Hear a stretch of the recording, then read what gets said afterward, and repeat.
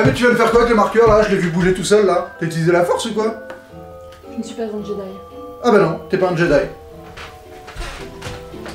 Bonjour à tous et bienvenue dans cette critique à chaud de Rogue One. Et bah j'ai kiffé ma race, ce film était extraordinaire. Bon, je suis un grand fan de Star Wars, j'ai un pull Chewbacca, c'est rien de le dire. Et là honnêtement, avant d'y aller, je savais évidemment pas quoi m'attendre parce que le projet paraissait hyper intéressant et à la fois ça pouvait être fait de tellement de mal manière, ça pouvait, tu vois, une espèce de film comme ça, mais non. Fondamentalement, maintenant que j'y pense, c'était quoi qu'il arrive une bonne idée de base. Donc l'histoire de Rogue One, rapidement pour ceux qui la connaissent pas, c'est l'histoire qui va tourner autour de la récupération des plans de l'étoile noire qui vont permettre à Luke dans l'épisode 4 de faire ce qu'il a à faire avec l'étoile noire. Et donc on va suivre le rôle d'une fille, je sais plus, je suis nul avec les prénoms des personnages, qui va rentrer dans cette espèce de groupe de rebelles pour aller faire une mission. Ce que je trouve énorme, c'est que moi, quand j'étais enfant, je regardais La Guerre des Étoiles, l'épisode 4, The New Hope, je le regardais en VF, et je me faisais toujours un film sur la réplique de la chef des rebelles, la fille qui a la longue robe blanche, qui dit à Yann Solo, ou à je sais plus qui, juste avant qu'ils aillent détruire l'étoile noire à la fin du 4, elle dit, vous savez pas ce que ça a coûté d'aller récupérer ces plans. Et elle le dit d'une manière hyper incarnée, genre... En VF, enfin, franchement, cette réplique, elle m'a marqué toute mon enfance, et je me suis toujours dit, putain, mais cette mission a dû être de ouf pour qu'elle en parle de cette manière-là, et ils en font un film. Donc honnêtement, je trouve ça énorme, parce que c'est tellement une bonne idée, quoi. Donc, ce qui est énorme, c'est que le film est un film en lui-même, vraiment. Alors autant j'avais pu dire ça sur Fantastic Beasts, mais là, en fait, non, rien à voir. Là, ce film est vraiment un film qui se suffit à lui-même, et qui appelle pas une suite, et bon, il s'intègre dans l'univers du 4, 5, 6, ce qui est formidable parce que c'est un univers dont on maîtrise parfaitement les codes, et donc ils n'ont pas besoin de faire beaucoup d'expositions, tout ça, on comprend le contexte immédiatement, ce qui simplifie énormément la narration du film, et le fait qu'ils prévoient pas de faire de suite, leur donne une espèce de liberté d'écriture qui est formidable, quoi. Je trouve que le film est écrit à la limite de la perfection. C'est les enjeux, tout va crescendo, et les enjeux s'ajoutent au fur et à mesure, les personnages sont hyper cohérents, tout se comprend, c'est hyper fluide, et on finit avec... et surtout, il y a un effet vraiment crescendo, quoi, qui n'est pas toujours le cas dans les films, il n'y a pas de... Là, on commence doucement, et on monte petit à petit avec les enjeux qui grimpent en même temps, pof, pof, pof, pof, pof, et on finit par une espèce de... les 45 dernières minutes du film, je vais pas spoiler dans cette critique, vous inquiétez pas, au pire si je spoil, je couperai, je mettrai spoiler warning, pote, mais les 45 dernières minutes du film, c'est sûrement le meilleur climax de fin que j'ai vu dans un film depuis... tu vois, j'avais envie de dire le gouffre de Hell, mais encore, je pense que c'était presque au-dessus, en termes de tout. C'est un condensé de ce que Star Wars sait faire, avec ses côtés différents types d'actions qui s'entrecroisent, avec des vaisseaux, des gens armés qui tirent, des gens qui doivent faire des trucs un peu plus intimistes. Cette espèce de montage alterné entre trois différentes parties d'action. Mais là, c'est tellement bien foutu, tout est tellement hyper intense, et ça s'arrête pas, et ça monte, et la pression, elle monte encore plus, et tout. Et franchement, et ce qui est énorme, et en fait, en fait, je vais spoiler un tout petit peu, mais c'est pas vraiment un spoil, donc c'est vraiment, allez-y, de toute façon, allez-y, si vous n'avez pas vu le film, allez-y, quoi, avant de regarder cette critique, j'imagine. Mais ce qui est énorme, c'est que, donc là, il y a un peu de spoiler. Warning spoiler! C'est que ils se permettent de faire mourir les gens, quoi. Et ça change tout. Voilà, c'est typiquement ce qu'un film comme Suicide Squad aurait dû être. Un film où l'enjeu est au-dessus des gens, et on n'a pas forcément peur qu'ils échouent, c'est pas le problème, mais on a peur qu'ils meurent, en fait, les gens. Ça change par exemple d'un Mission Impossible ou un truc comme ça, où tu sais que Ethan il va s'en sortir, et tu sais qu'il va réussir sa mission, donc t'es tellement habitué à ça que, tu regardes et t'es pas hyper impliqué, alors que là, tu sais à les limites qu'ils vont réussir, et encore tu sais pas vraiment comment, mais tu sais absolument pas s'ils vont s'en sortir ou pas. Et ça te fout les pétoches pendant tout le film, parce qu'à n'importe quel moment, ils peuvent t'en jarter un que t'aimes bien ou pas.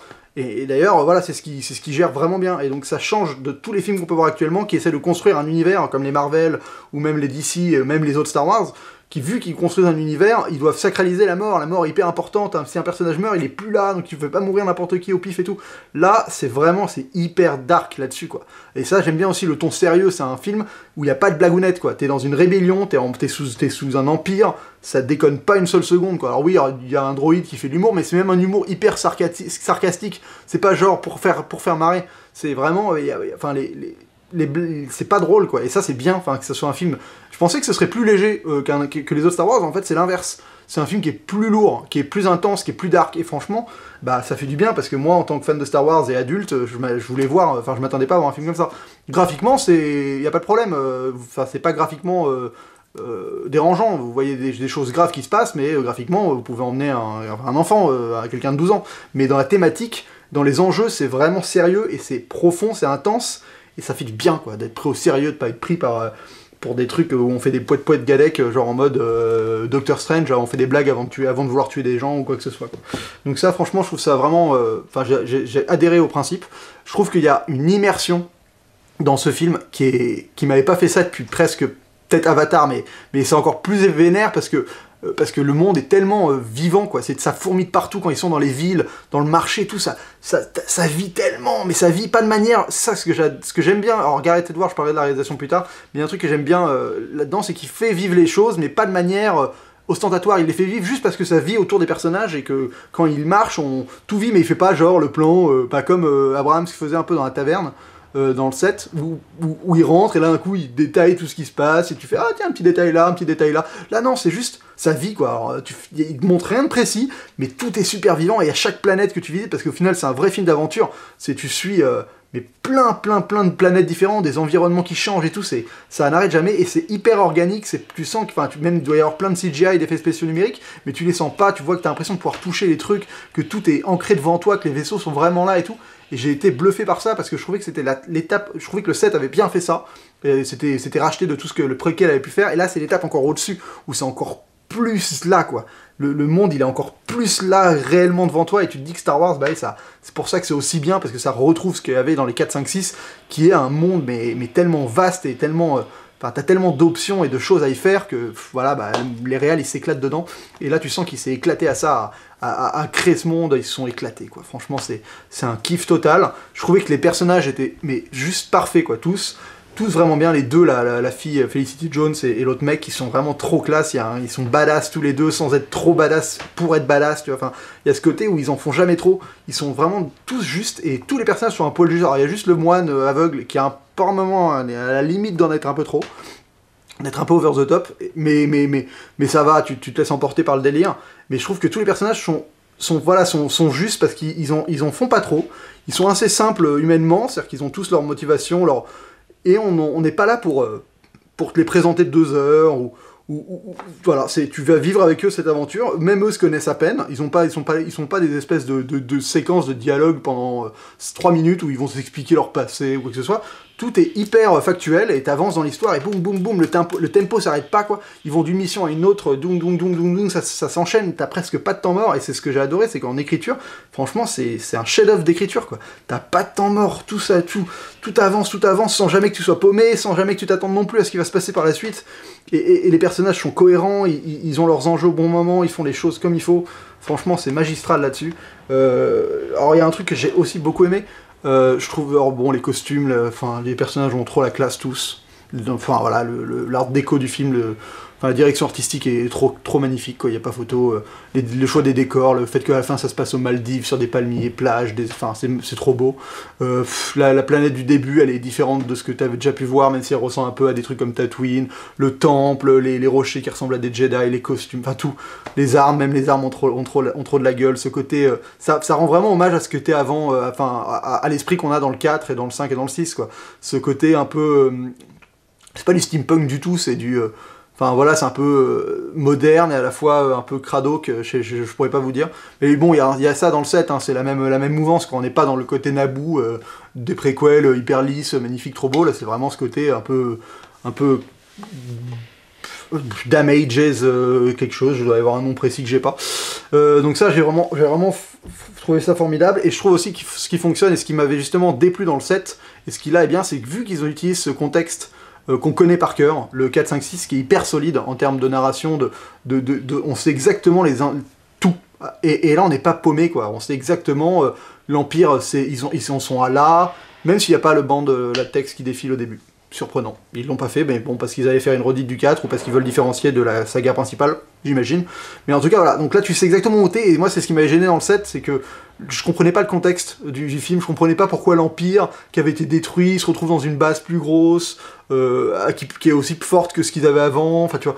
Là au moins t'es pas paumé, tu sais où t'en es, tu sais qu'ils vont construire cette arme que t'as déjà vu en utilisation, donc il y a ce côté où tu vois enfin tu sais où t'en es quoi, et ça c'est vraiment, c'est pour ça que pour un fan de Star Wars, je pense qu'il a plus d'impact au final sur moi que le 7, il a eu plus d'impact, là j'en ressors, j'ai vu un Star Wars que j'avais trop kiffé, alors que le 7 il m'a un peu dérangé parce que justement je suis fan et que je savais pas où il voulait en venir, alors que là j'ai trop compris, j'ai tout compris, tu vois, là c'est la quintessence de ce que Star Wars, quoi, c'est hyper bien foutu, et là-dessus je trouve ça, franchement c'est un bonheur sans nom.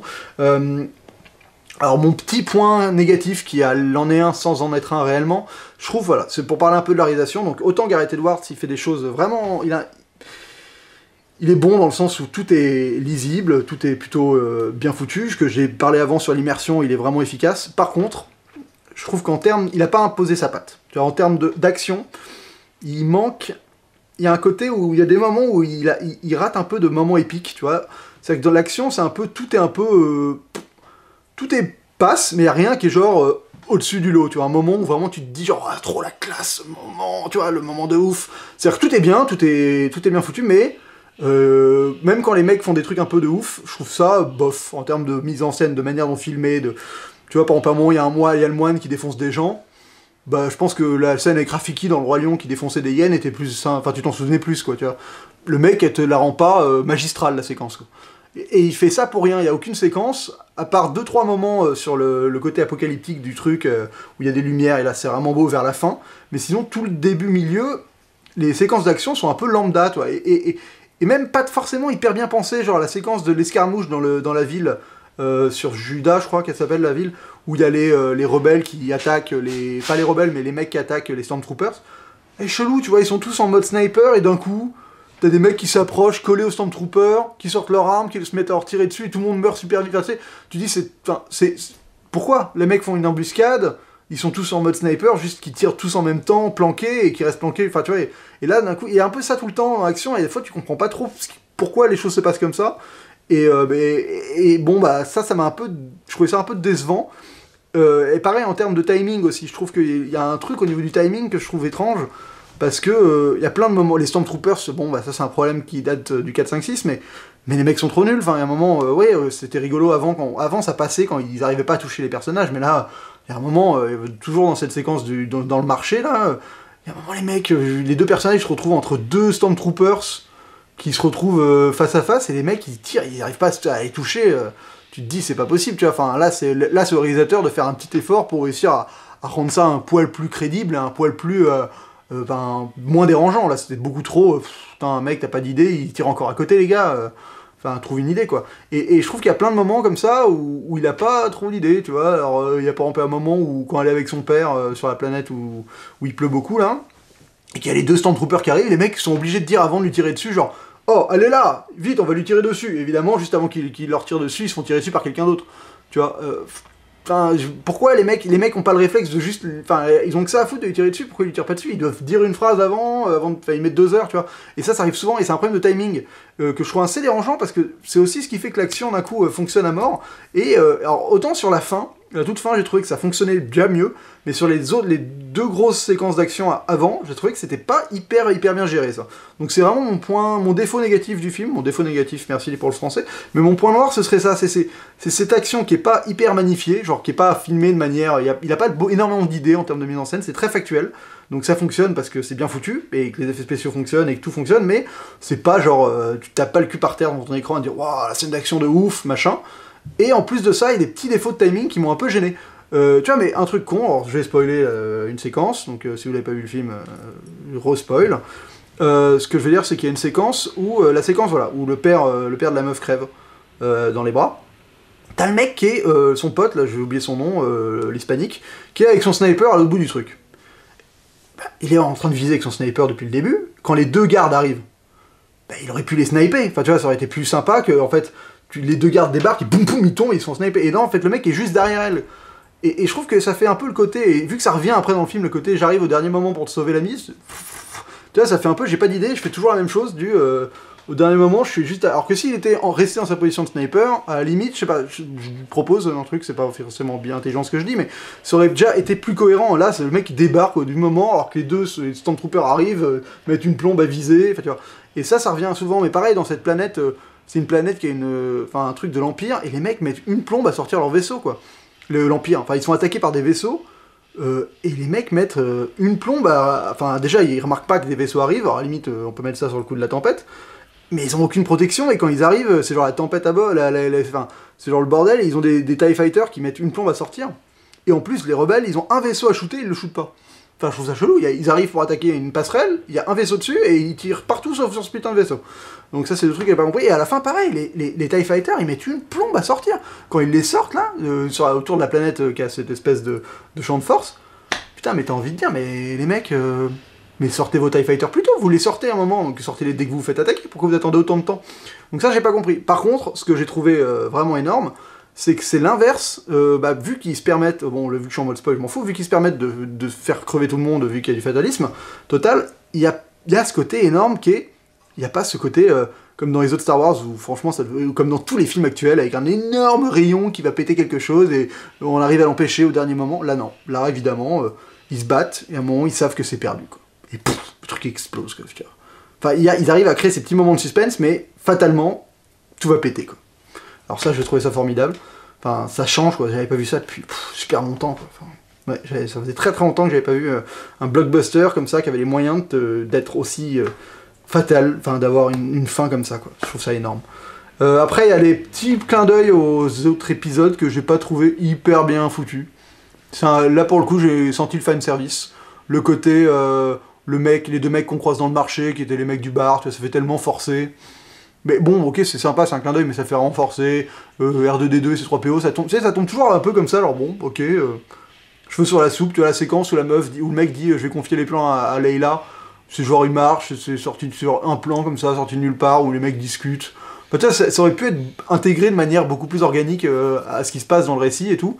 Et à chaque fois, j'ai trouvé que c'était des petits apartés qui d'un coup te faisaient genre, hey, regardez, on fait une petite référence à Star Wars 4. Ah, regardez, c'est référence à Star Wars. Tu vois, alors il y a que la fin où fatalement, je trouve ça bien. La fin, voilà, de voir le personnage qui se retourne, de la voir en vrai, tu dis, oh putain, c'est quand même bien foutu. Et pareil, le vieux, putain, je sais pas comment ils ont fait ça. Le vieux qui dirige l'étoile noire, lui qui était dans les premiers, c'est une tête numérique, c'est hyper bien foutu. Hein. Franchement, je me suis fait avoir tout le film. J'étais là à me dire, putain, mais comment, quoi. Ah, il s'est fait un kiff aussi avec Dark Vador, ça c'est énorme, ça par contre. Le kiff qui s'est fait... Au niveau de la cohérence, c'est moyen, mais le kiff qui s'est fait avec Dark Vador, enfin, là, tu te dis, le mec, il a pris son pied, quoi. Là, il a pris Dark Vador, il a dit, ok, je vais vous montrer ce que c'est du Dark Vador qui déchire sa race. Et le mec, il est énorme, quoi. Bon, au final, il perd un peu, mais il est énorme. Il y a un moment, il y a un flashback que je trouve dommage. Pourquoi nous mettre ce flashback? Elle ferme les yeux, elle a une espèce de rêve, alors que tu sais déjà exactement tout ce qu'il dit dans le flashback n'a pas lieu d'être.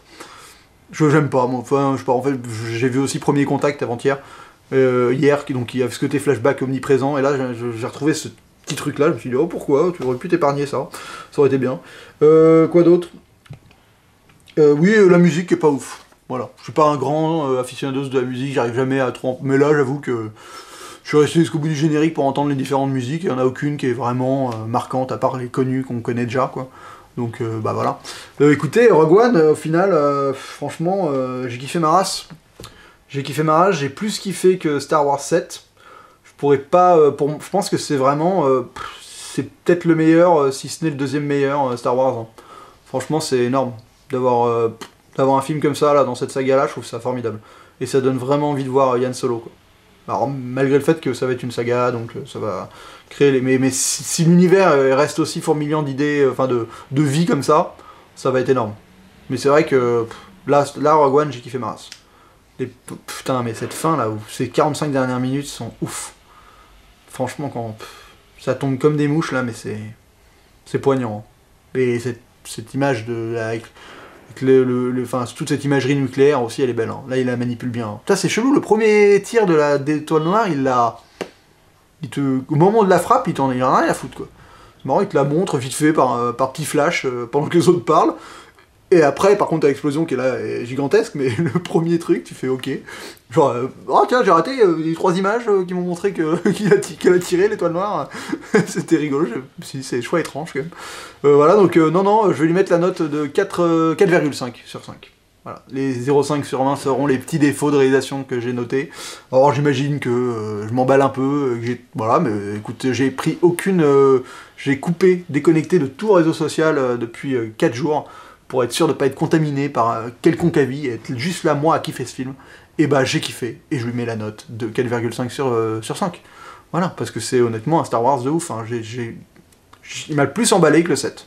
Le 7, j'étais resté un peu sur ma faim, je me suis dit, oh, ouais, je comprends pas trop. Je comprends pas le contexte, ça m'énerve. Et là, celui-là, j'ai tout compris. Enfin, j'ai tout compris, j'ai adhéré, il n'y a pas un moment où je me suis remis en question un truc en me disant, oh, ça... À part dans les petites scènes d'action, les petits moments, mais c'est vraiment du micro-détail. Voilà, bah écoutez, c'est tout pour cette vidéo, et ben on se retrouve pour une prochaine. N'oubliez pas de vous abonner, parce que ça me fera plaisir. N'oubliez pas de mettre des commentaires, de me dire si vous aviez bien aimé ce Star Wars, ou si vous avez préféré le 7, par exemple. Ou me dire si vous avez des trucs que j'ai pas dit, que vous pensez qu'il faut dire. Voilà. De mettre un pouce bleu, ou je sais pas, je crois ils ont pas de couleur sur YouTube, donc de mettre un pouce comme ça, pas celui-là. Enfin celui-là si vous pouvez, si vous êtes arrivé jusqu'au bout et que vous avez pas aimé ma vidéo, mettez un pouce rouge, hein, mais normalement, si vous êtes fait chier à tout voir, mettez celui-là, c'est mieux. Voilà, et je vous laisse avec le petit sketch de fin qui est juste à la fin, et on se retrouve pour une prochaine vidéo, et d'ici la prochaine, bonne toile.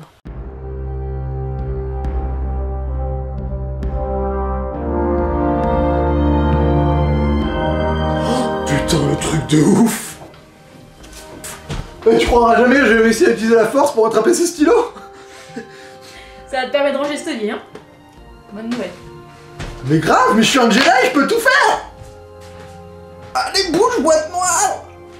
Peut-être pas les boîtes noires, allez, bouge ce petit flacon là! Ah putain, je commence à avoir mal! Bon, allez, le feutre! Bon, ça marche plus, tu veux pas m'aider à ranger?